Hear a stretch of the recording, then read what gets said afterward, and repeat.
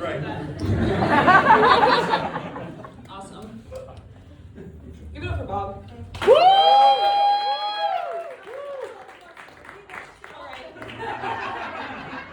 Our next comedian has been all over the U.S., West Coast, East Coast. Let's give him a Midwest welcome, Jihan Batuman.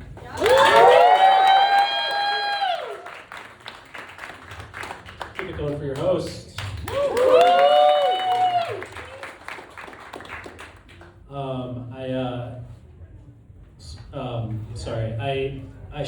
Sorry guys. I shouldn't have done this. I was looking at the news on my phone while I was getting ready to come up here, and I saw there was a shooting in my hometown today. A toddler got into their parents' gun collection and fired a loaded gun from collection and actually shot one of the parents. And in the story it said that was the 73rd time this year that a toddler has gotten into their parents' guns and shot somebody. 73 times. It's not even May. I don't know, guys. I just think we need to do something about gun control. These toddlers are out of control, guys. I don't know. And what if they get their hands on assault rifles? Or God forbid, hand grenades? I don't know. Look, honestly, the most messed up part of the whole thing is that it was a mixed family, so the shooting may have been racially motivated. I don't know this. Turn that lively, buddy. And we're having fun here, it's okay. We'll reset the energy. Now you all know I'm joking, so let's reset the energy. Let's do a little chant, get everyone fired up here, all right? So, I say mill, you say walkie. Mill! Walkie! Mill! Walkie! All right.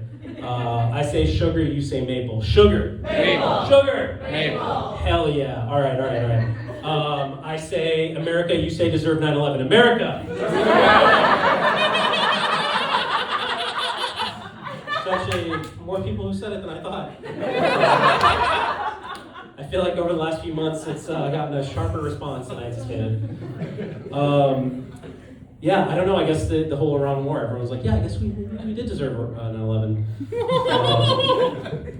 Some people say that Trump did the Iran stuff to distract from the Epstein files. I don't know. I don't know if that's why, but it's going so badly, I think he's gonna have to beep, beep, beep. Reverse. Well, it's going pretty badly. This joke and the war. It's a lot messier than any of us thought it would be. This joke and the war. I just think it's going to take a lot of bloodshed before it's over. This joke. Most of you, I recognize most of the faces here. Who was not here for the first round? Okay, I lied. I recognize a third to half of the faces in here. Okay, well, what you missed from me in that first show is my traditional. I'm gonna do 10 minutes of comedy for a crowd set. So we're gonna get a little freaky deaky. I'm dipping into the notebook for this round, guys. If you want to see me do traditional jokes, you should have showed up at 7. That's on you. All right. Let's see here.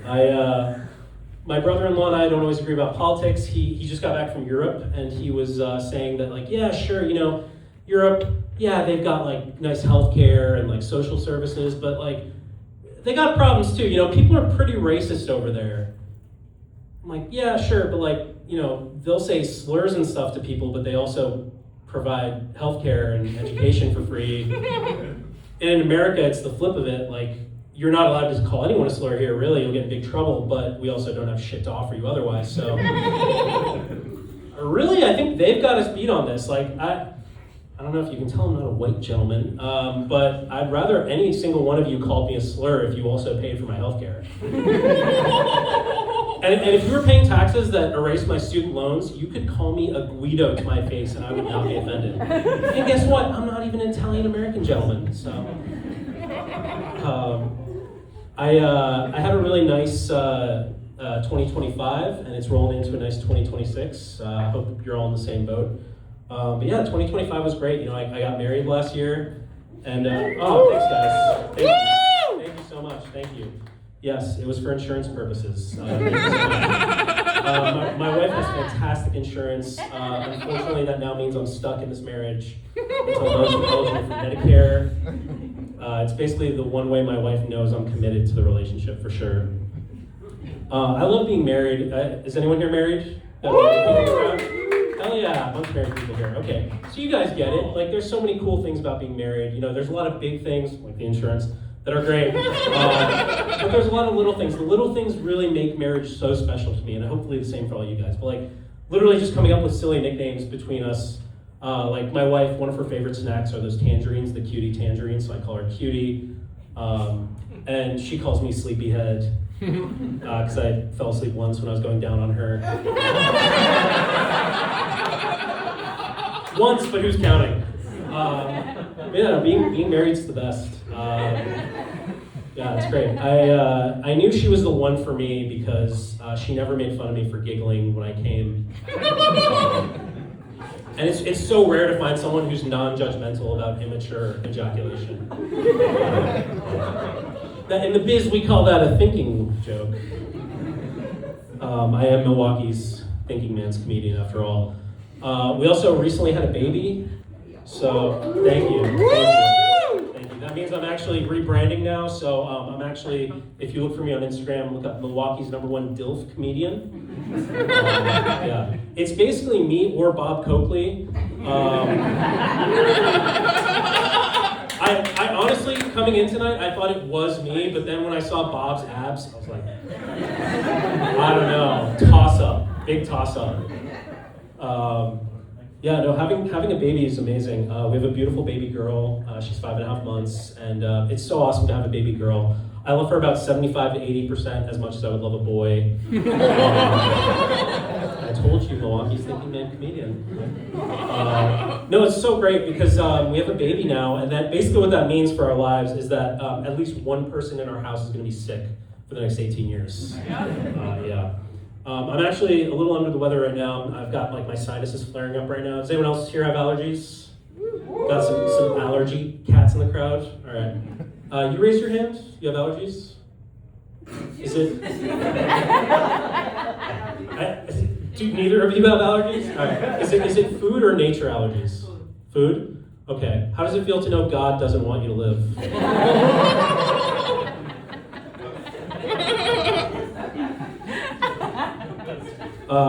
No, I feel you. I'm Muslim, so I get it.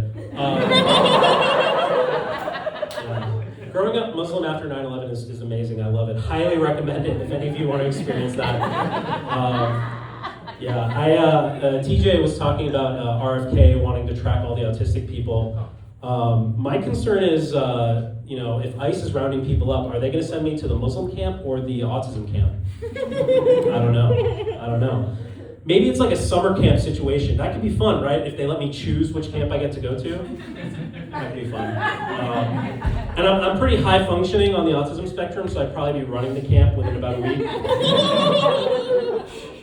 Honestly, like, they wouldn't even need guards. We would just organize ourselves so efficiently. It'd be amazing.